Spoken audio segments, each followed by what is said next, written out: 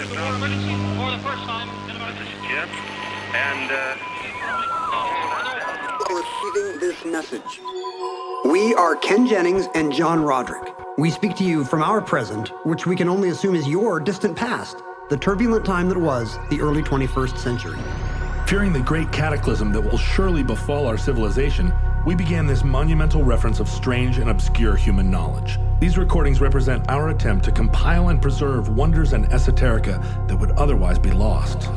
So whether you're listening from an advanced civilization or have just reinvented the technology to decrypt our transmissions, this is our legacy to you. This is our time capsule.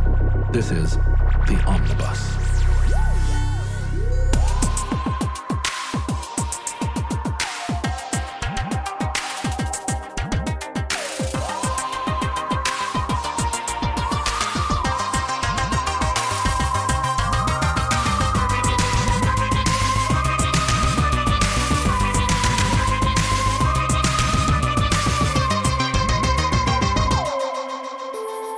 You have accessed entry 1306.NU0774, certificate number 34596. The Tibetan Memory Trick.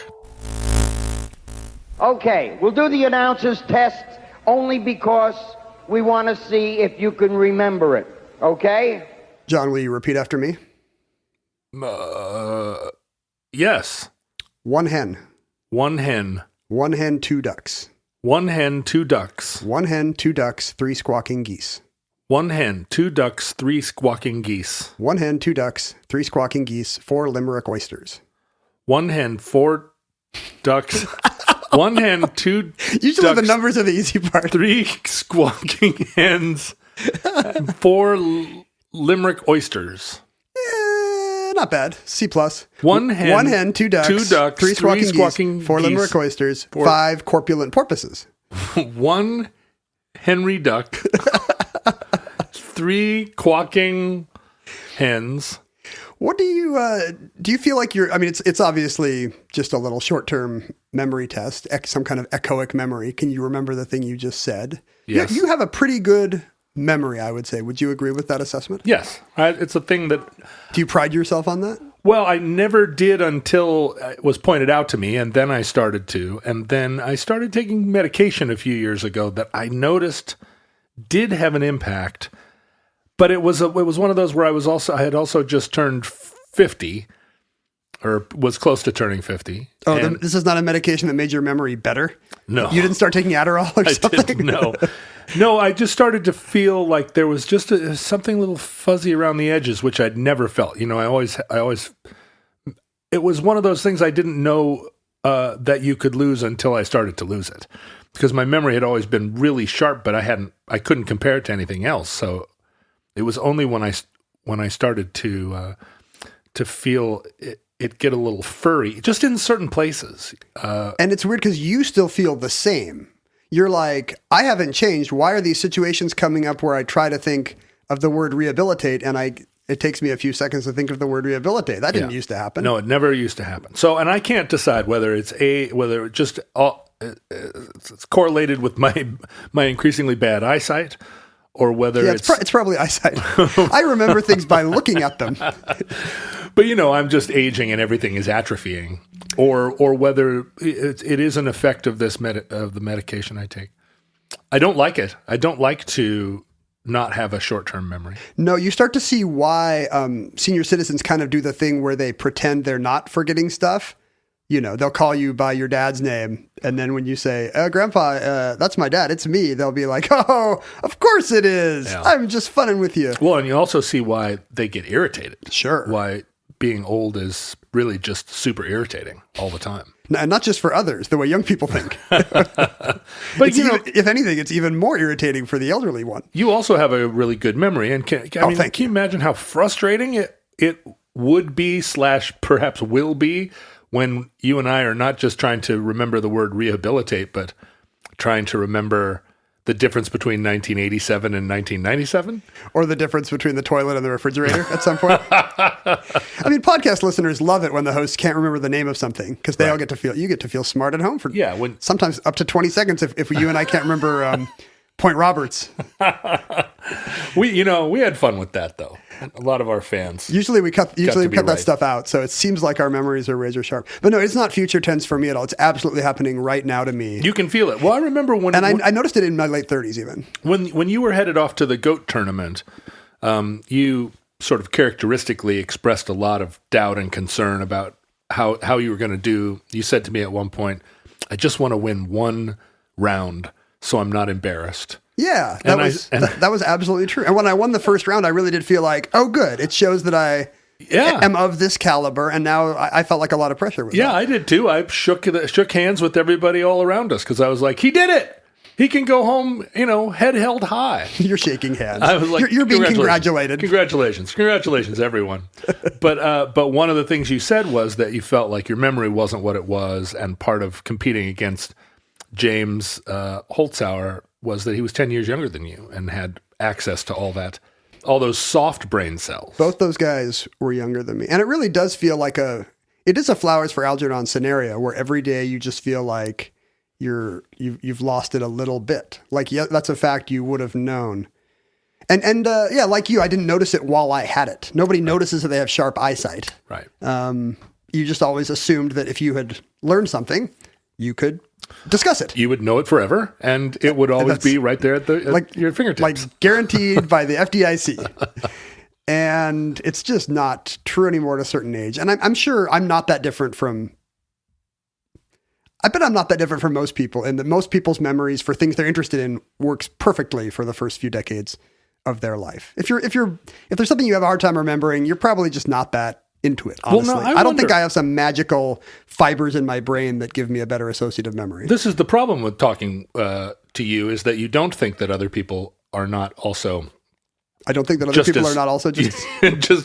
for also neither must. No, you feel like you are normal. And that's a thing that I am constantly trying to disabuse you of, the idea that you are normal. I'm probably at some end of a bell curve, but I think less so than you would think. You're this guy knows all the world capitals. And it really is like, if you had some kind of moment as a child where you were really interested in world capitals, you also would know them. But I talk to a lot of people who claim that they never had a short-term memory. That if you say like the guy from Memento? Not that, but just like, what did you do today? Oh, I don't remember. What do you mean you don't remember? Like, you went to school, you did stuff. Oh, I guess. Yeah, I mean, I saw... That's me talking to my kids. I saw a friend, but they don't have that that ability that you and I both had, which was that we could retrace our steps that day and recount all the conversations we had, or all the things that we saw, places we went. I think, honestly, you're much better at that than me. And it's part of why you're a really good storyteller. And it's also part of the reason why I don't see myself as that much of an outlier, because I see myself doing kind of flaky memory things like that all the time. Oh. Like I'll misremember how long it's been since what did we do 2 summers ago? Wait, was that the year we went to Yellowstone? No, just knowing where my keys are. Like, I have so many kind of memory flaps during the day that I think, I might have a knack in one area, but I don't think there's anything magical about my memory. Your autobiographical memory is very good, though. You did that show with me that I used to do, that weekly show at the Rendezvous. Although we did a special episode with you, right? It was like a Christmas app or something. We did a show at the Rendezvous one time where I walked down to the venue, which took 15 minutes. And when I got there, I told a 30-minute long story about my 15-minute walk. And it was because I could see and remember things that had happened on the walk where, I saw 3 or 4 things in the same span of time, and to retell each one of those 3 things. Each one reminded you of 3 other things that happened in Bulgaria. So it's a fractal, endlessly complex. So that memory I still have, and I still am, and I treasure it. And it is frustrating to me when That's honestly more useful, autobiographical memory, than factual memory. Well, like, you can't win Jeopardy on what did you do today. Yeah, but you can Google the answers to you can't Google what did you do today. I suppose you can Google where's Dagestan. So, but my daughter does this to me a lot. She's just like, I don't remember. And I'm like, it happened 6 hours ago. What do you mean you don't remember? And she's like, I don't remember. And what can you say to someone who says they don't remember? You can't tell them that they do if they don't. you can't force them to. You can't gaslight them into remembering. Yeah, I mean, just a second ago, we were upstairs, and I said, when you add or subtract two fractions, what do you try to find? What is the number on the bottom? What's it called? And she was like, what? What do you mean? She acted like she had never heard the word fraction or denominator, something you two had spent much of yesterday working on. Yeah, and I was like, what are you trying to accomplish when you do an equation with two fractions? She was like, I have no idea. But then she started to tell the story, and she's like, "Oh, you just have to make the numbers the same by finding the lowest common denominator." And I was like, "What?" But she does. She gaslights me all the time, and I was like, "So you know lowest common denominator?" The thing I was just trying to get you to say. See, just like us on this podcast, she can find the lowest common denominator without even trying. It's our whole brand, right? There is a thing where people have a very keen autobiographical memory like that. That is a thing. The opposite of amnesia, hyperthymnesia, I think. It's the thing that Marilu Henner from Taxi has, where you just ask her what she did on May 20th, 1978, and she'll tell you she had a pastrami sandwich for lunch, but she had ordered corned beef and they gave her the wrong one. Oh, I can't do that, although I love Marilu Henner from Taxi. How did I know? She's really... Is there any late 70s sitcom where you don't have some like crush that you still think about 4 times a day? It wasn't that long ago that I Googled Marilu Henner just because her performance in Johnny Dangerously affected me so profoundly for the rest of my life. And then I realized she's still a star, and she's some kind of exercise guru or dietitian, or she sells juggling equipment or something. She's like an internet somebody. Probably all of those. Yeah. There's maybe just a few hundred people that can do this, but she's the one who went on the Tonight Show, and talked about it. And so for people who had that gift, they were like, "Oh, that's a thing. I thought I was just weird." She was like, and I have a friend whose brother can do this. Wow, what, really? And it really is the same kind of thing where you'll just mention a date and he'll talk about which classes he had. And it's clear that he's not reading a file back because he has to do some work. He'll be like, "Well, that was my junior year of college, and that was spring semester, which means that I'd already switched majors, and I wasn't taking that jazz class anymore." So he'll have to do that, but he can keep drilling down, and it'll end with lunch. Wow. And it just makes you wonder, that's got to be some physiological difference. Whoa. What an incredible journey that would be, or how I would love to have that ability, because I can do that back to a certain point, but I can't keep going all the way back to lunch. His friend Eric his brother Eric was making a documentary about him, and he wanted me to like show up and play trivia against his brother. It's a guy named Eric Williams. He's a friend of mine, a screenwriter, and he made a little documentary called Unforgettable about his brother. And it's quite good. I think you can there may be a way to watch it online in your era, Futurelings. But so for a part of the documentary is me and Brad playing trivia, and he chooses some round that's like, what was the Billboard #1 hit on these dates? It's some very chronologically themed music trivia, and Brad just wipes the floor with me. Wow. But so there are different things going on in the brain with memory, but memory's fun for us, because it's all we have really. It's where we all live, and it's got a deep emotional content. It's all bound up with nostalgia and people we don't see anymore. It's fun to remember things, but it's also bound up with trauma. It's not fun to remember all the things. So there are things we don't like to think about. It's very central to our experience as people. And like anything that's central, we play with it. Do you have the ability, or I'm trying to think in the life of Ken Jennings where there could possibly be any trauma greater than just being super bored by your dad talking to waitresses about model trains. But are there thoughts that you find intrusive that you have to chase out? Do you find yourself sometimes churning on bad memories or thoughts? Yes, and it's usually something dumb. It's an anecdote. It's something awkward I said to a girl, but like in 1992, or somebody like kicked sand in your face at the beach and said, "Yeah." I mean, maybe not. Yeah, but something related to that. Childhood insecurities, for example. A time I felt left out on the playground in first grade. And those memories will come up. You'll find that they just surface and start running around in your head, and you're like, how did I get here? I find that I'm pretty good at not thinking about them, which is, of course, what any therapist would tell you to do. Just cram it down, right, and not deal with it. And I find that I can do that, which probably ties in with everything you already think about me and repression.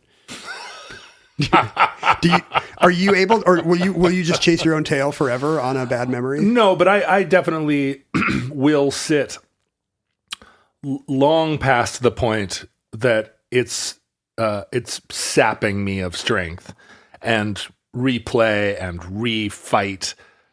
Oh yeah, refight. I forgot refighting arguments. Yeah, but like churn on something bad until I have to say like, wait a minute, what are you doing? Like you have brought yourself to a place where your fists are clenched, your shoulders are hunched, and you're thinking about something that happened in the 80s. Like, get back. Come back. As recently as yesterday, I was trying to finish this book I was reading. I was doing some research for something I'm writing, and I had half this book done, and I'm sitting in the sun, and I've got to finish this book. And for some reason, I get on my phone, and I start going back through my own Twitter. I don't even know why I'm admitting. What an awful slog that must be. I don't know why I'm admitting this most. No, they're all amazing. Right, top shelf. But I just like kept scrolling back, and part of my brain is like, why you're like back 3 weeks now, cracking yourself up with your old tweets. You've got to finish this book. What are you doing? But like it went on for like 15 more minutes. As part of my brain is like, these are some good tweets. And the other part of my brain is like, this is the most masturbatory thing. Read your book. These are some good I mean, it's the second most masturbatory thing that I could have been doing. And it was really kind of disturbing to see how your brain can just get away from you. And I'm sure, and anybody who's ever dealt with any compulsion or addiction says, no, that's not weird, Ken. Like, of course our brains can do that. But my brain gets away from me all the time. And it's not always related to memory, but memory certainly is one of the I think of it almost geographically, right? It's one of the locations that I can go get lost in the labyrinth of memories, good and bad. My memory very much is a geography too. I find it's very spatial. Things tend to be organized. Even factual things tend to be organized by place. Not in the sense that I can wander through it like Sherlock Holmes on the BBC, right? But just in the sense that like my dreams will often take place in imaginary topographies that repeat. Like some part of Seattle that doesn't exist, but where I've gone to multiple times in dreams. In dreams, yeah. Oh, but the same in memory. If I hear something about, if I read a news article about something like Ecuador. Ecuador's got a lot of COVID right now. Like it'll immediately like I do like some kind of like I'm on some 70s educational Big Blue Marble type TV show where like my brain zooms in on Ecuador and suddenly I'm thinking about the equator and the Incas and Mount Chimborazo and like Tintin and I can't even get away from it. It's just how there's a little planet Earth in my head and that's fun. I enjoy factual memory. It's fun to know things. Yeah, me too. Although a lot of that takes the form of actually like verbal storytelling in my head. Yeah, for you, it's not a place. For you, it's very much a narrative, right? For me, my memory is kind of like a Mayan calendar, right? It's like a flat circle. It ended in 2012. And it has a lot of dragons on it and hieroglyphs. But no, if I'm in a memory, I'm narrating it or it's being narrated. The story is being told as I'm also seeing. So when you're telling a story, it's almost like you're just telling a story you're hearing. I'm like here. You're just a you're just a vessel for the Mayan energy for Ramtha. Yeah, Ramtha's telling us a story. Speaking of my dad telling boring stories to waitresses, like one of my earliest memories regarding kind of the fun of memory is my dad reciting that little nonsense doggerel verse that we were doing. One hen, two ducks, three squawking geese. The joke is it gets longer and more elaborate. So you think you were halfway through and you were not halfway through. This is something that your dad did as a... I'm a little kid. And this is something that I grew up with him doing in McDonald's booths and car trips. Is it a parlor trick? Is it a thing? Kind of. So here's the full thing. 4 limerick oysters, 5 corpulent porpoises, 6 pairs of Donald Verso's tweezers. I think my dad used to say Revlon tweezers. As we'll see, there are many variants of this text. 7,000 Macedonians in full battle array. Wait a minute, we got 7,000 already? Well, it starts with 7. We didn't just, it does not go to 7,001. It goes to 8. 8 brass monkeys from the ancient sacred crypts of Egypt. 9 apathetic, sympathetic, diabetic old men on roller skates with a marked propensity towards procrastination and sloth. 10 lyrical, spherical, diabolical denizens of the deep who all stall around the corner of the quo, the quay, the quivy, all at the same time. So it's a tongue twister in addition to being... Yes, there's a lot going on there. It could function as a tongue twister. It could function as a diction test, and it has been all these things. But we always thought of it as a memory test because, Dad could just rattle this thing off. Right. Eeny, meeny, decimini, ooh-ah, meeny. It's exactly. And I thought of it as one of these... It must have come from his Boy Scout camporee youth where this kind of call and response thing is common. But when my younger brother, my brother Nathan's 2 years younger than me, and he has been listening to Omnibus recently. Hey, well, welcome, Nathan. What's up, Nathan? Thanks for listening to 1,000 hours of the McElroys, so you could get to this other slightly less funny podcast. Are we going to start teasing him like we tease your kids? What are some of Nathan's foibles that we can start? What are some of his flaws that we can start to dissect? Wow. Hey, Nathan, ever win a game show? Because you know who loves that? Younger siblings. Yeah, younger siblings. They are into that. I guess we made fun of your sister telling us all about chakras. Yeah, you got to be careful making fun of my sister though, because she'll come out like Miss Piggy. Wow. But luckily, she does not listen to Omnibus, so we're safe for now, right? Nathan requested this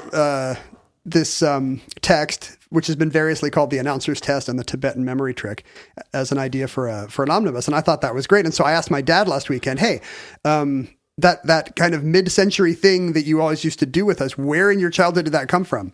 And he said, "Oh, not at all. I think I must have seen it in Games Magazine in the 80s." So it was really just some late 70s kind of nerd puzzle culture thing that he saw maybe in some Martin Gardner column in Scientific American, or games, or maybe when the New York Magazine used to do that contest and they'd have people suggest different puns or whatever. Like it was, for him, it was very much of that era. And I always assumed it was a baby boomer campfire. Right. That's what it sounds like. Yes. And in fact, it was much later to him. But so I became interested and started trying to trace this back. And it's clear that it starts out with the other memory games that used to happen. Futurelings should know, if they're living in a time without electricity, they already know this. But we have no hobbies or pastimes anymore because we invented electronics. Right. And now we don't have to see or do things together. No, we just sit and look at things going bleep bloop. But there was centuries when that didn't exist. And so when people got together in one another's homes and had a little wassail or whatever, they would immediately play a series of just excruciatingly boring... they're not. I mean, they would play parlor games. And they're actually not too different than... I mean, if you've ever gone to somebody's house and played a party game where you tried to get your partner to say a word or phrase, there are now 100 of these things and many different variations of them. Like in Taboo, the variation is you can't use certain words. But, there's 100 games that are basically $25,000 pyramid or password, right? Yeah. And this all started in this goes back to 18th century Britain, where people would write the names of biblical characters or whatever on slips of paper and put them in a hat. And you would draw one and have to get your partner to say Goliath or Sir Walter Raleigh or whatever. So these have to at least be either post beginning of the Industrial Revolution or... Because people have time to do it? Yeah, post leisure class, right? There has to be a group of people who are A, bored, and B...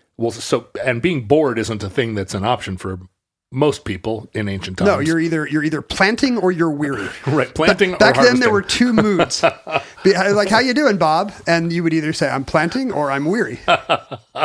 So right, you have to have time and mental energy and also even the sort of the notion that this kind of whimsy could be productive. You can't have a religious tradition that would preclude you. Right. Like if all Sunday you have to sit in silence and listen to the clock tick and look at the Bible, then you cannot play The Minister's Cat is a Whimsical Cat or whatever. But I mean, I think you're right. Like the examples I'm thinking of are Victorian. Because the men in my family all knew Shakespeare to a certain extent. They could sit and recite it. I see. Because at schools, that was taught. Because of schools. And, and Boris Johnson with his talk show Parlor Trick where he sat and recited the Oresteia from memory in Greek or whatever that was. You've never seen that? No, but how sad that Oxford and Cambridge are still broken. Yeah, he's on some talk show and he's being, all, louche and tousled and it's a British talk show, so they're much more They're smarter than us. Yeah, and they because they spent no money on their set, it's just like some chairs and a blue background. And the host, the presenter, Between two aspidistra, that beloved British feature. The presenter says, asks him some question about his education, and he starts to speak in Greek, and then keeps going. And are they afraid he's having an episode? No. They put a wallet under his tongue. He's doing it with all this sort of public school boy He was charm. in Footlights or something. Yeah, and the presenter, she is just falling over herself with delight, and you can see the audience is too, because he gives the impression of being fluent, but he memorized 4 straight minutes in ancient Greek, and I've read commentators say that his Greek is bad. Of course. Yeah. but a pretty cool little trick. Do you have poems? I was going to ask, are there texts? Because I assume if you at a young enough age, like I can still remember what we were made to do that with, which is, I don't know, it was the night before Christmas in elementary school, and then Romeo and Juliet soliloquy, and but my dad was definitely a guy who would memorize things for fun. If you want to hear whole sketches by Monty Python or the two Ronnies. He has them. I mean, I have some Monty Python. I can do some Robert Frost. I can do Stopping by Woods. Yeah. A couple of, little poems and little bits and stuff that stuck. So in a time when there was nothing to play with besides what was in your head, cribbage, I guess you can drill holes in a board. But even without that, backgammon, you can all sit around and take turns saying, "My love is an M. Her name is Mindy. She is mellifluous and magical. Her favorite foods are manicotti and meatballs. She would like to be a milliner." This kind of thing where you're just, and then the next person has to do N and so forth. And there was a whole family of games like this. And then somebody can't do it, and there's much merriment and more wassail, and because you got to O, and O is very hard. These kind of things where they get harder in every. And a lot of them are cumulative, right? You have to say, I went to the store and I bought, and the next person has to add a second thing. And, and then you still do these things in road trips. Church youth groups, drama club warm-up exercises. They still have a place in our culture, in a place where people are forced to put their phones in their locker probably, or don't have signal.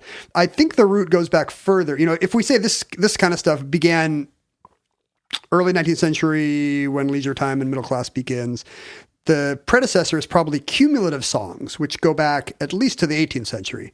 The most cumulative song is one that adds a new thing to the verse each time. And so the verse gets longer. I don't know. Can you think of songs in this vein? Or? Yeah.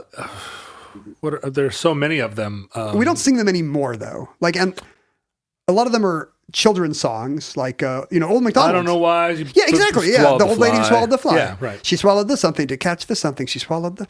And do you know the hole in the bottom of the sea? First, there's just a hole, and then there's a boat in the hole, and then there's a goat in the hole on the. It's goat on the boat in the hole. That's an electric company, I think. I remember it. The only one we really sing today is 12 Days of Christmas. And that goes back to 1780. Because today we've associated it with children's songs because they are fun. I'm sure there's 3 Decemberist songs like this. All about killing the old lady's goat. They Might Be Giants has one on one of their children's albums, The House at the Top of the Tree. Or is that right? The House at the Top of My Tree, which I guess is kind of a hole at the bottom of the sea riff. My dad had one he used to do when I was a kid. Because again, this is a guy who memorizes 2 Ronnie's routines. Oh, there's a hole in the bucket, dear Liza. Does that get longer and longer? Oh, yeah. And what shall I fix it? And how shall I chop it? But the verses don't get longer. That's more of a daddy's going hunting kind of a thing where it's just a different prop each time. Oh, I see. So it's explicative, but it's not cumulative. Right, exactly. Because the thing about Old MacDonald Has a Farm is you have to remember Baba here and then an oink oink there. Right.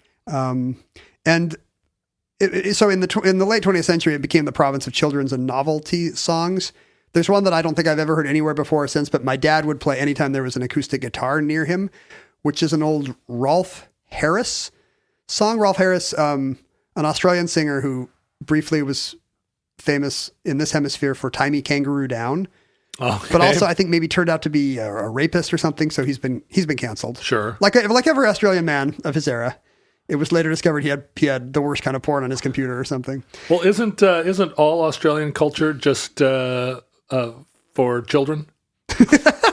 Just because they say it's a googity boogity. Isn't it all just fun? Just because they add extra syllables to words? I mean, the fact that they're rapists is bad, but yeah, but they're all descendants of rapists. So what are you going to do? Oof, yeah. But this Rolf Harris song is about the ladies of the harem of the court of King Caractacus or something like that. Do you know this song? Mm-hmm. And it's a parade, but every time it's going to be the boys who put the powder on the noses of the faces of the ladies of the harem and then it's going to be the something kind of witches who put the scintillating stitches in the breeches of the boys who put the powder on the noses of the faces of the ladies of the. See, this is my Orstaya. Yeah, as I can do these novelty songs. My dad used to play on the guitar. The one your childhood sounds extraordinary. I thought you were going to say excruciating. Well, no, because I'm picturing you with your like Korean baseball league hat on, sitting in front of the TV watching Korean baseball while your dad is in the background. I tweeted yesterday about Korean baseball. You probably saw, and I got within 2 hours. I had an email from ESPN asking me to get up today at 5 a.m. and do Korean baseball commentary. And did you? No. Why not? 5 a.m. I emailed the guy and said I had about one sentence of material about the OB Bears and the Hete Tigers of the 80s, and it was all in that tweet. So I'm out. They're desperate for any American who could speak to Korean baseball. But today I think growing up in a family like that, like I can't solve the nature versus nurture puzzle of me because obviously I have the genes of these odd people. Right. But also I model their behaviors for 10 to 20 years. You have never once picked up, there are guitars all around me, and you have never once picked one up and played any kind of Australian novelty song. What am I doing? So you obviously fell a little far from the tree. Yeah, my parents are very disappointed. He does all right on that game show, but he doesn't know the chords to The Streak by Ray Stevens. For the record, we hasten to add and remind you anytime we get the opportunity, although this is a podcast about the end of the world, we do not believe the end of the world is happening now.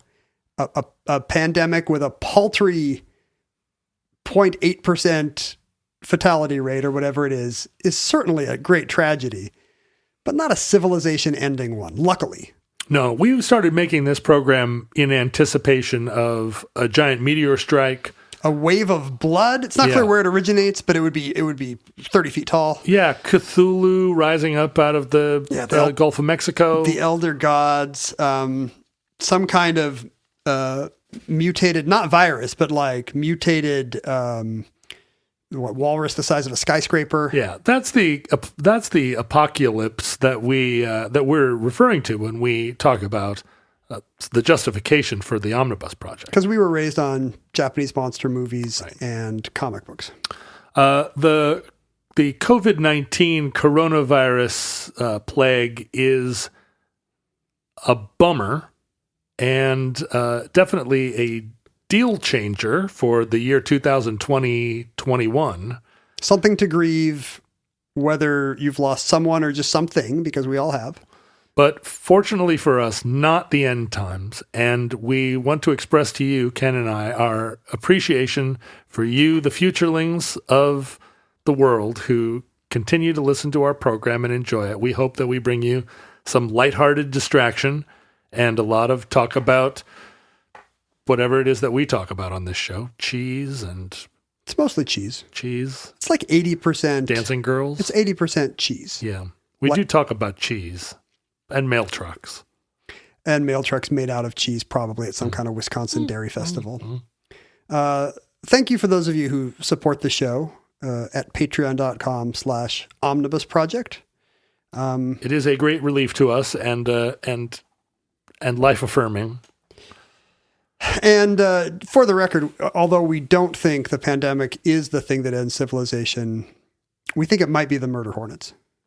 Murder hornets are a bummer. They behead bees, which is a bummer, and it's only a matter of time before they learn to behead humans. Figure out how to behead us. Really, they're working their way up. And once they get to us, it's over. So it's probably the murder hornets. But be reassured, it is not the pandemic. In our lifetime, this is not even the first murder bee to threaten to ruin all of civilization. You're talking about the Africanized killer bees? Yeah, right. That were sweeping up from South America. There is no new news cycle under the sun. I know. Every unprecedented seeming disaster is a extremely precedented disaster. Well, now that they're closing down all the meat processing plants, now it's famine again. Now we're back to famine. It's not famine. We'll just have to eat vegetables.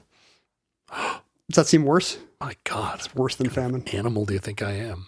Anyway, we appreciate your support of Omnibus Project. We've noticed definitely that in in this time when fewer people are commuting, it turns out that commuting is when a lot of people listen to podcasts. So we're grateful that you are listening to the Omnibus Project, and if it is within your means to support the show at patreon.com/Omnibus Project, we're also grateful for that support. We are delighted that in a time of a lot of economic insecurity that we have not, although listenership has dipped with commuters, that it's dipped across all podcasts. Yes, but Patreon support has not. Yeah, that's wonderful. Isn't that great? Yeah, that's lovely. That the people are loyal. Thank you. And when civilization returns to normal-ish, to whichever version of normal it is that it returns to, let me encourage you, if you have to go back to work, by all means, go back. And if you want to go back to work, by all means, go back. But if you are able to stay home and work, and your boss is telling you to come back to work, resist. Tell him to go suck an egg. Say, suck an egg. But you do have to simulate podcast commute listening. Right. By puttering around your house for 20 minutes or however long your commute was, making car noises with your mouth and listening to Omnibus. Get one of those beds that looks like a race car and spend a half an hour in the morning and a half an hour at night going brum, brum, while listening to the Omnibus Project. The only cumulative song we really sing today is 12 Days of Christmas. And if you'll recall, the 12 Days of Christmas, like the one hen, two ducks, three squawking geese thing we just did, begins with poultry, right? Right. It's a partridge, and then it's turtle doves, and then a French hen. So my supposition is that our modern tongue twister about the corpulent porpoises starts with some kind of folk song. And the 12 Days of Christmas probably came from the French sometime in the 18th century. So it's probably older than America. The idea, not the landmass. Is it something that's I mean, one of the hardest things must be as a duck farmer. Well, there's so many things. For one thing, you're always feeling down. Right. Oh. No, you're not into that. Oh, ow. What would you say? Where's my bell? Where's that air horn? Somebody sent us an air horn. Auga. Is it still over there somewhere? Somewhere, yeah. I can't plug it in. You got to plug it in. You got to warm it up. You got to hand crank it. What is the hard part of being a duck farmer? Well, you got to count all the ducks. If you've got 250 ducks, every time they go by. So you're saying this would have spoken to people back then because it revolves around counting poultry. It's always, it's. I mean, wouldn't they want to leave that at the office? Why would they make songs about it? I just feel like it probably started as a work song, like one of the finest work songs. Where you sit and the ducks are going by, and you're just like, 72 ducks on the wall, 44 geese. But we don't do that today. We don't make up songs about database report generator software. Oh, you don't. Some of us do, maybe. So you think it actually started in the barnyard, the family singing to each other the numbers of hens and ducks they see. Don't all these things start as practical songs? The association with Christmas made me think it was maybe people counting. Maybe it was kind of a harvest. It was a counting of abundance. Here's what we've got salted away in the smokehouse. We've got this many French hens, this many turtle doves. I don't know. But the point is it gets very silly very quickly. It turns into a Monty Python sketch almost immediately. I mean, number 4 is oysters. Right. And that's plausibly something you could smoke away for winter. Also hard to count. I mean, you get a basket of oysters. You order them by the half dozen. You know how many you're getting. But then it very quickly turns into tweezers and whatnot. Yeah. And it's no longer pre-industrial revolution. I was able to find, looking at old American books, in the American post-Civil War era is the earliest I could find people actually printing books, telling children fun ideas of things to do. Children and families and young ladies of good upbringing, here are some fun things. Here are some crafts you could make. Here are some things you could chant. Here are some games, some rowdy games you could play, outdoors, of course. And they all have names like the American Home Book of Indoor Games, Amusements, and Occupations, or Popular Pastimes for Field and Fireside, or Amusements for Young and Old. So apparently fun has gotten invented in America right after the Civil War. But isn't there an aspect to these where there's at least the suggestion that this is good for you? Like whenever you do the crossword or the Sudoku or the Ken or whatever, there's always some voice in your head that's saying, this is good for my memory, this is good for my constitution. Sudoku isn't just a mindless diversion, it's actually keeping me sharp, and it's pushing Alzheimer's down into the shadows. Don't you think that would have been especially true in the 19th century when, parents are going to buy this book only if they think it's improving for their children in some way? Is there evidence that these songs improve your memory or teach you stratagems?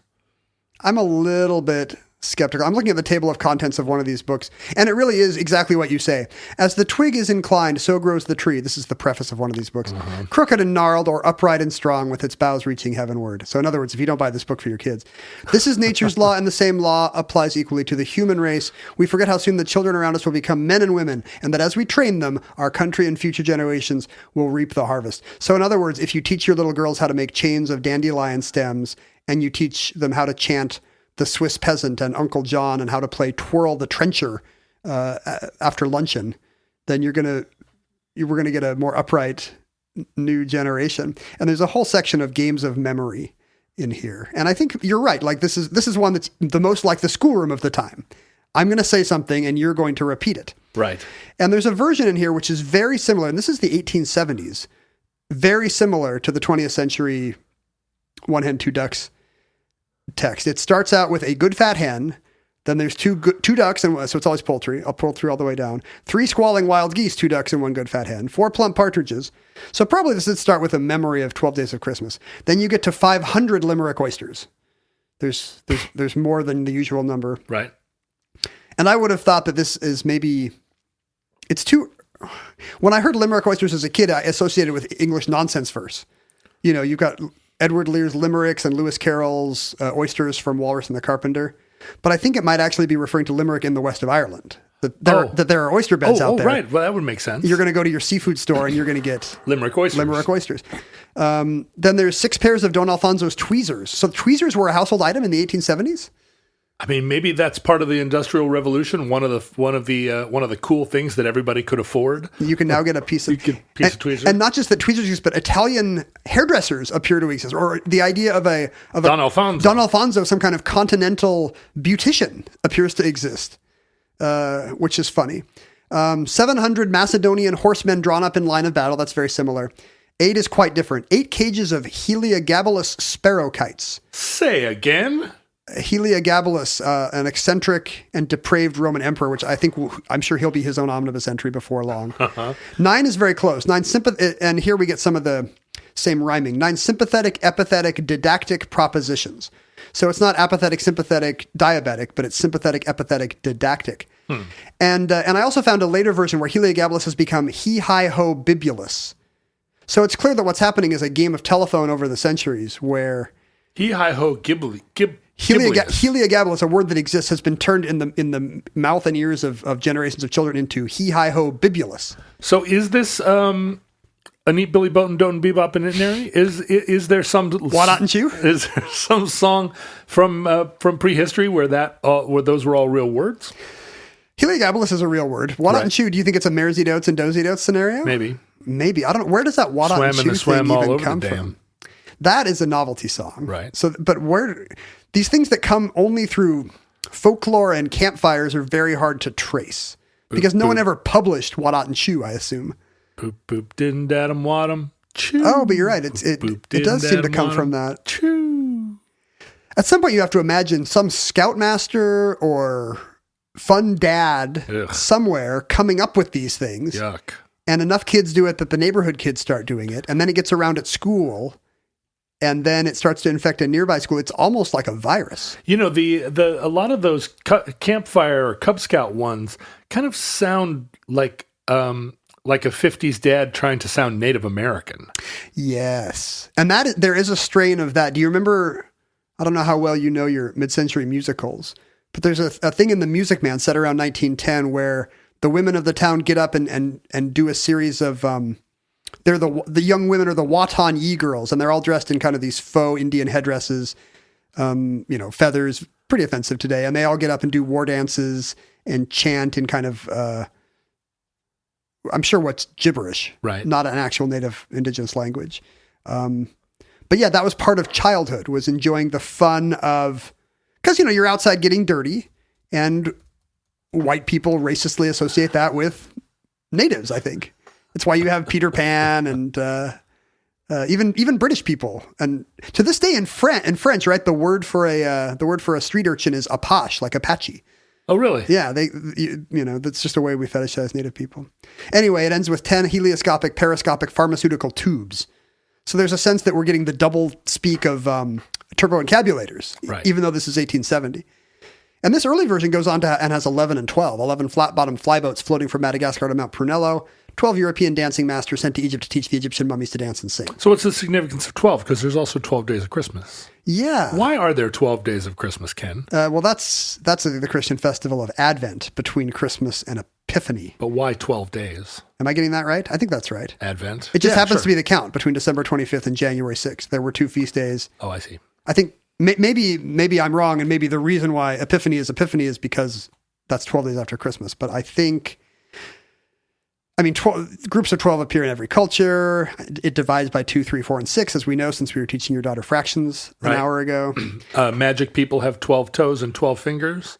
Yes, that's why they have powers.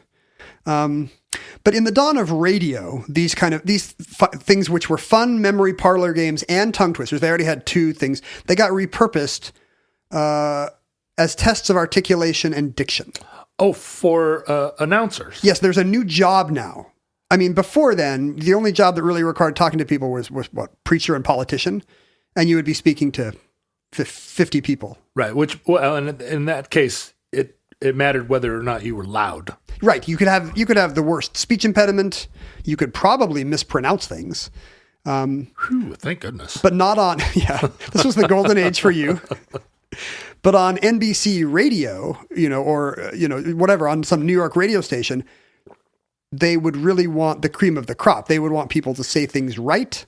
They would want people to speak at the right speed with the right educated sounding accent. And this was the era of the mid-Atlantic accent or received pronunciation. So there was thought to be a radio. I feel like radio is what births it, right? Yeah, suddenly you can hear someone talking who is an authority, not just to your church congregation or your classroom, but to your city or state or country. Right. And then by definition, suddenly now there's a right way to talk.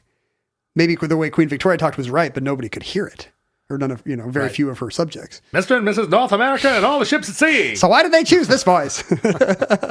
News flash. So to test people for these jobs, they would give them a paragraph or a sentence to say, and they would have little traps of tongue twistery English, words that sound the same. They would have words that you are easily mispronounced.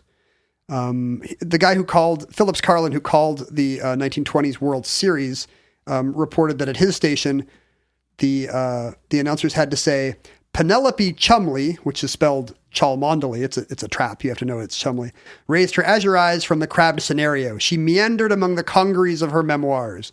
There was the kinetic Algernon, a choleric artificer of icons and triptychs who wanted to write a trilogy. For years, she had stifled her risibilities with dour moods. His asthma caused her to sough like the zephyrs among the tamarack. So it's meaningless. Right.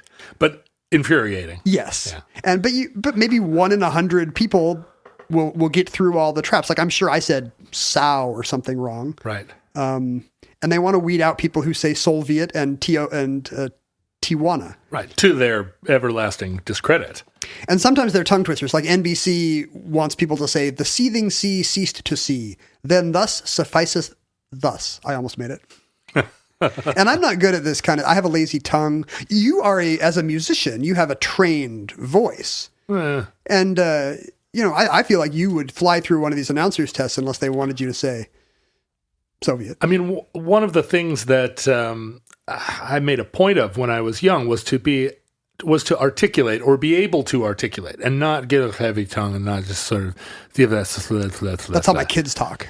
I really try to, and this often works against me in that, like a lot of people that learned words by reading, I will put an extra beat, an extra syllable. Like I'll articulate letters that actually aren't pronounced. But like in my own name, there are members of my family that pronounce our last name Roderick, and I am a real stickler for the fact that it's a 3-syllable last name, Roderick, and I do that a lot.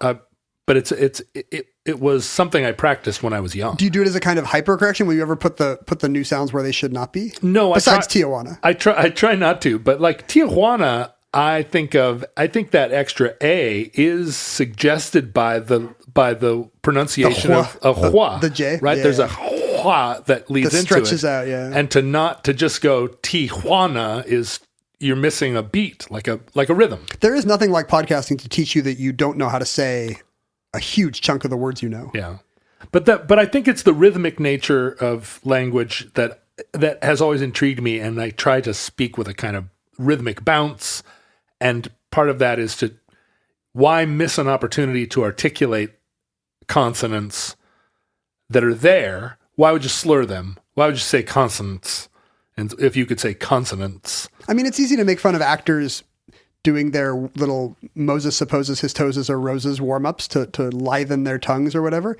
But it's a real thing. I mean, that really does make the dialogue come alive in a way that it doesn't when I talk with my kind of late. If I don't think about it, I don't. I have a little gap between my front teeth because I didn't wear my retainer long enough. Kids, take note. And as a result, if I'm not really trying, like I get really kind of lazy sibilant S's, you know.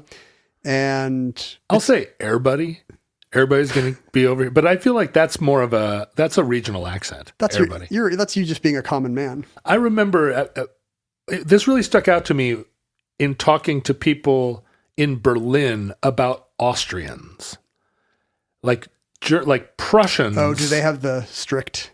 Yeah, they're so infuriated by Austrians and Bavarians because in their impression, they slur German until it's unintelligible, or just, they're just like such a lazy kind of, their diction is so soft, and compared to like a Northern German, and it ties in with the soft Bavarian bodies that the angular Prussians are probably laughing at, right? But I don't know what cocktail party I was at in Germany at one point where I was enthralled by this like passionate argument between a half a dozen Germans about the various dialects in Germany and mostly accent, like pronunciation.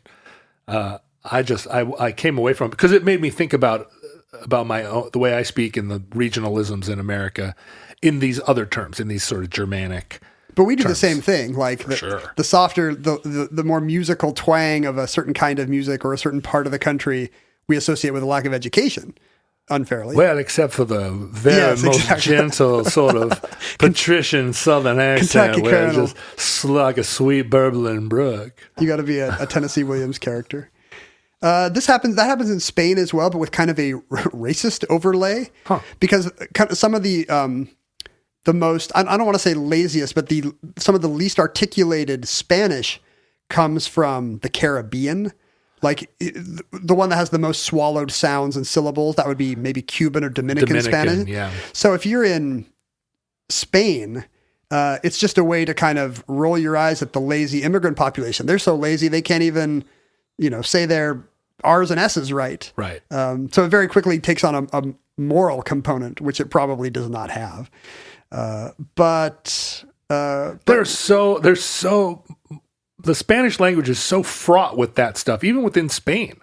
what is it? There's 15 different Spanishes just in Spain, and they all have political and social overtones. One thing I've noticed recently is that just getting my maybe I've said this before, but getting my news almost entirely from the internet. I don't know how to pronounce any newly famous person's name.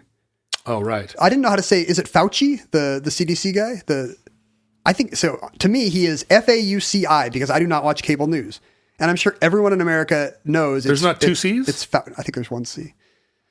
So everybody in America knows this guy as a sound, Fauci. And to me, he's a series of symbols. He's a series of glyphs. And it never even occurs to me that I don't know how to say it until I have to say it to someone. And then I'm like, Dr.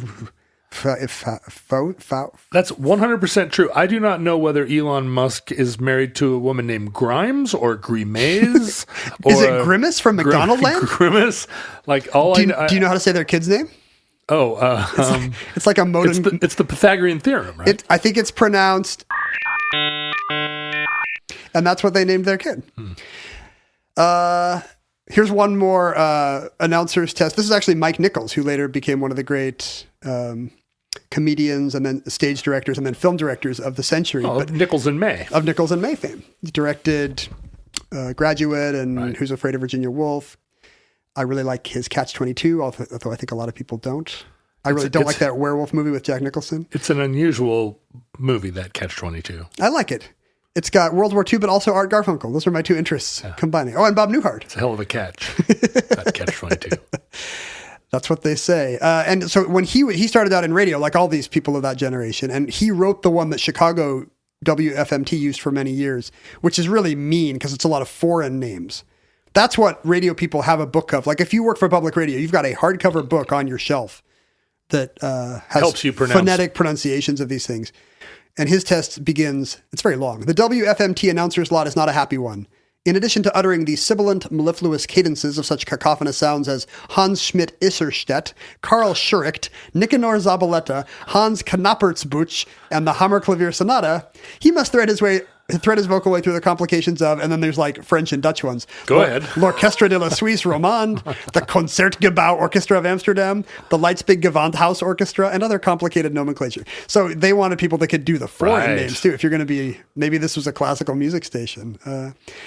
And there was one particular one that was recorded by a radio announcer named Del Moore. He later became a TV actor. He played the husband on Life with Elizabeth, an early sitcom, on which Elizabeth, his dotty wife, was played by none other than Betty White. This is like the early to mid 50s. Del Moore died in 1970. Betty White, his TV wife, is still going strong. And later in life, after that, he was he had an LA children's show, and he's most famous for his friendship with Jerry Lewis because Jerry put him in Cinderfella, and he plays the dean of the university and Nutty Professor. So you've probably seen the guy. But Del Moore was Jerry Lewis's friend back to their very early beginnings of show business, like late 40s, early 50s. And he told Jerry about the test that Radio Central used for announcers in New York in 1941.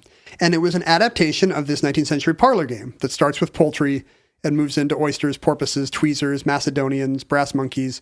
It's very similar to that. And at some point, somebody had codified and adapted that so that instead of pneumatic tubes, there's denizens of the deep.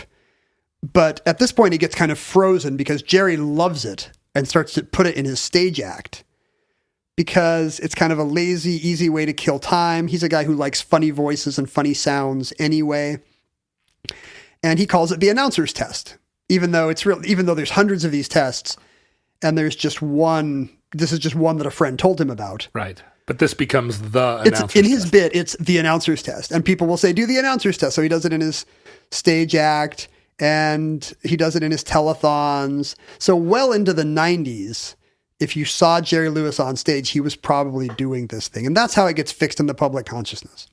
And from there, it spreads into all the places I thought it would have come from. Scout camps and kids yelling on field trip buses and playgrounds. And it goes back to party games even. It becomes a drama club warm up. Like today, kind of nerdy drama kids will sit and recite 8 brass monkeys from the ancient sacred crypts of Egypt just because, you got to say something. Right. And that one kind of has a tongue twister quality. It spreads out in show business. Danny Kaye starts doing it. And an interesting thing happens when it crosses into the counterculture. In the 1960s, the Turtles, the band The Turtles, have broken up. Are you familiar with Of course. the work of I'm not, but Happy Together Yeah. and Eleanor. I guess I can think of a couple Turtles singles. They had broken up, and Mark Volman and Howard Kalin, who were kind of the center of the group, were no longer allowed to use the name The Turtles anymore by their record company. So they started to record as Flo and Eddie. Sure. And they're kind of a psychedelic thing now. I think Flo is short for phosphorescent leech or something. Like they all have kind of these wavy gravy type names. And as Flo and Eddie, they quickly fall in with Frank Zappa's circle. They join the Mothers of Invention. And as part of their stage act, especially when they're touring with Zappa, when Zappa is tuning his guitars or whatever, sometimes Flo and Eddie will get on stage and they will do a series of bits they used to do in their live act called the Sanzini Brothers, where they kind of pretend to be a troupe of Ed Sullivan's show style European entertainers who do a series of amazing tricks. And I think you can't really tell on record, but I think people who saw the shows in person say there is no trick. They'll just announce they're going to do the pyramid trick, and there'll be a lot of build up and funny voices. And then maybe they'll all just do a triangle with their hands.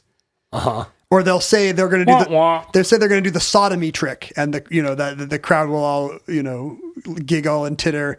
And then there's, after a big build up, nothing happens. They take a drumstick from the drummer and brandish it suggestively or something. Anyway, one of these bits they do. Entertainment used to be so easy. While Zappa say, well, what do you do? You tune at length. I do. What's your equivalent? You do. just tell stories about what you did on the way to the venue. Yeah, 20 minutes of tuning while I'm telling a story about my walk, right? Yeah, you don't need any of these old radio bits. You don't need Wat Adam Chew. I should say... Because you give new material to the people every time. I should say that Flo and Eddie, although they are these goofballs within the Zappa circus, they sang backing vocals on Hungry Heart. Yes, and Bang a Gong. Like you have heard, because they're the tight harmonies on the Turtles songs show that they're good musicians. Yes, that's why I'm sure that's why they were there. Yeah, interesting. They weren't just deployed as a novelty act, but as the Sanzini brothers, they certainly were. And one of these tracks they would do while Zappa's endlessly tuning. Can you do some tuning noises right there while we? Let me just tune my... Don't you have what, 5 guitars over there? Yeah. Little tuning happening here. So we'll pretend that Zappa's tuning. And meanwhile, these guys, Flo and Eddie, will take the mic and try to keep the crowd entertained by doing one hen, 2 ducks, 1 hen, 2 ducks, 3 squawking geese. So now it becomes a thing that young people think is kind of a cool psychedelic, because it's got all these weird nonsense verses. It's the same way that culture embraced Lewis Carroll and Edward Lear. I should have been doing this with my electric here. There we go. Yeah, this is what Zappa would have sounded like. 4 Limerick oysters. Well, 5 corpulent porpoises. Wait, was that plugged in? Yeah. Oh, I was like, I thought you just picked up some unplugged guitar. I was like, how is he doing that? This is added value. But your record company won't let you record as the Long Winters. No, that's right. That's why we're called John and Eddie. Mo and Curly. And one of these bits they did would be they would call it the Tibetan memory trick. And so if you're born before a certain period, you think of this as the announcer's test because you saw Jerry Lewis and Danny Kaye and all these old style entertainers do it. It's kind of a square Victor Borge type thing. Right. But Tibetan memory trick makes it sound, like something really Eastern and mystical. It's Eastern and mysterious now. And once you hear the words, it's kind of silly. I mean, I guess maybe Tibetan lamas could chant about oysters and porpoises, but they're probably not chanting about tweezers and roller skates in any incarnation of Lamaist Buddhism that I'm aware of. Well, except, the Lama sees all, transcends this earthly plane. Like the tweezers have as much to do with the wheel of life as that's right, as the porpoise, as a porpoise, sure. as a lowly porpoise. Anyway, in our day, thanks to all these influencers, Jerry Lewis down to Zappa, all the great influencers, Grimes. I basically live my life according to the teachings of Danny Kaye, Frank Zappa, and Grimes. This 1870s little goofy square parlor game has returned to children's books. Like now, any book of fun rainy day activities will have this announcer's test or Tibetan memory trick, usually called the Tibetan memory trick now because it's a more interesting name. Same reason I used it for this podcast. I didn't want our numbers to dip when we recorded the show called the announcer's test. Oh, good. We can skip that one. Tibetan memory trick, which is just it's fake. There's nothing mystical about it. And it's really not even a memory trick. I guess it originated through parlor games that were memory tests, but since then it's been through many other incarnations, song, tongue twister, employment test, drama club warm up, stage act. It's been through many other things, and now it's kind of come full circle as a nominal memory trick. But I don't know if you had never heard it when I asked you about it. So, and I don't know if anybody younger than me is likely to know about it. Like, is this the codified version? Is it standardized? It's pretty well standardized because this is what Jerry Lewis did on stage. Like, I think the version I heard from my dad as a kid had Revlon tweezers instead of Don Alverso's ones. And I think there's a different adjective somewhere. I don't think the denizens of the deep stalked around the corner of the quo of the key of the quivery. And it's key with a Q, by the way. They're trying to trip up the announcer to see if he'll say key correctly. But I think it's pretty well standardized, but maybe just in time for it to die. Like, I don't know. I'm kind of interested to hear if anybody in our era under 30 has ever heard this before, if it was part of their outdoors tradition as a youth or their schoolyards. Really weird to me that I haven't heard of it. I mean, it is kind of your brand. I watched an awful lot of telethons and, I have all of Victor Borge's records. So it's just strange, and also I'm not like immune to Zappa either. How this would have passed me completely by because it's attention grabbing. I'm sure that had I heard it, it would have stuck, or at least I would have. Even though the elements are semi-arbitrary, like I'm sure, but because the way they repeat cumulatively, it does stick them in your head. Yeah, and they are chosen, corpulent porpoises. They are chosen to be fun to say. I kind of wonder. More intelligible than Jabberwocky, and I've got enough of that floating around. Maybe that's the one great service that the omnibus will perform, is to make sure that even if this is forgotten in the early 21st century, that the 31st century is all about not just turboencabulators and Priest and Colonense and Husel, but corpulent porpoises and Don Alverso's tweezers. We may be speaking to sentient Limerick oysters as we speak. And that concludes the Tibetan memory trick. Entry 1306.NU0774. Certificate number 34596 in the omnibus. Limerick oysters, in the unlikely event that social media exists in your era, Facebook, Twitter, and Instagram are archived at Omnibus Project. Do not leave your oyster beds. Leave this well enough alone. Yeah. Stay in your beds and continue filtering impurities. Stay away from walruses and carpenters and social media platforms. If you would like to join Ken in going back in his timeline and appreciating his old tweets, you can find them at Ken Jennings. My old tweets are at John Roderick. Mine are in the Smithsonian. John's are at John Roderick. When did you join Twitter? 2011. Yeah, so we've both been there a long time. That's a full decade. I know, isn't that crazy? That's not good. It's really insane. I just had a real spiritual awakening. It's kind of awful. That's longer than elementary school. That's longer than. Yep. Oh, let's see. What was your sign-in date? You can see that? Does it say that? Yeah, I think it's on your profile. Joined in something. It says here on mine, joined November 2008. I've been there 12 years. You can graduate. 12 years, you're done. I should. You can take your diploma and walk away and leave it on your microwave for years. The thing is, I've said I'm done with Twitter so many times that every time I tweet now, some wag always like tweets me back and says, "I thought you were done with Twitter." It is a trope on Twitter that people will, I'm leaving Twitter now, and then 7 seconds later they'll come back on and be like, all right, that was good. Yeah. That's the bit. You can go to my Instagram account, which is a very friendly and life-affirming place, at John Roderick. You can email us at theomnibusproject@gmail.com. You can go socialize with other Futurelings at the Futurelings Facebook page and the Futurelings Reddit page, the Futurelings Discord, the Futurelings Kick. Their physical campfire where they sit around and do fun chants based on our episodes. 1 sliced bread, 2 Milli Vanillis, 3 Limerick Noids. You can mail us actual things. Ken brought a bunch of things today. And Ralphie, if I'm reading that right, or possibly the singer Raffi. Ralphie from The Sopranos? No, Ralphie from A Christmas Story. Oh, Ralphie. He has sent us a bit of Antarctic currency. No, there's no such thing. It is not. But it's, backed by the US dollar, but essentially worthless. But it's very beautiful. Oh, that is It beautiful. has the security strips that European currencies have that we can't afford here. And it's got penguins in 2 different beautifully shaded dyes. Lovely. And it's made out of that weird plasticky stuff that Canadian money is now made out of. Yeah. It says it's backed by the dollar. But what does that mean? Some private company will exchange these 1-to-1?